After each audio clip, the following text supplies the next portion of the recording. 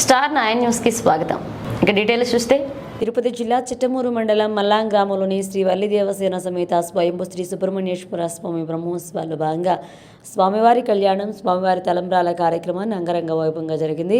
నెల్లూరు జిల్లా ఆత్మకూరుకు చెందిన పొన్నూరు హరికృష్ణ, జయప్రద ఉభయదాతలుగా ఆధ్వర్యంలో జరిగిన సుబ్రహ్మణ్యేశ్వర స్వామివారి కళ్యాణానికి తిరుపతి జిల్లా శ్రీకాళహస్తిలోని శ్రీకాళహస్తీశ్వర స్వామి దేవస్థానం నుంచి పట్టు వస్త్రాలు తెచ్చి సమర్పించారు. స్వామివారి కళ్యాణోత్సవం సందర్భంగా పలువురు సామూహిక వివాహాలు జరుపుకున్నారు. ఈ కళ్యాణ మహోత్సవానికి ఆంధ్రప్రదేశ్ రాష్ట్రంలో పలు ప్రాంతాల నుంచి కాకుండా తమిళనాడు రాష్ట్రం నుంచి ఎక్కడ ఎక్కువ సంఖ్యలో భక్తులు రావడం విశేషం. ఈ కార్యక్రమంలో ఆలయ చైర్మన్ కామారెడ్డి మునిశేఖర్ రెడ్డి, మాజీ ఆలయ చైర్మన్ చిలకూరు కోదండరామరెడ్డి, ఆలయ కమిటీ సభ్యులు వంకా శ్రీనివాసులు, మాజీ సర్పంచ్ కామారెడ్డి సునీల్ రెడ్డి, చిట్టమూరు మండల జడ్పీటీసీ మాజీ సభ్యురాలు దువ్వూరు భారతమ్మ, వంకా రమణయ్య తదితరులు పాల్గొన్నారు.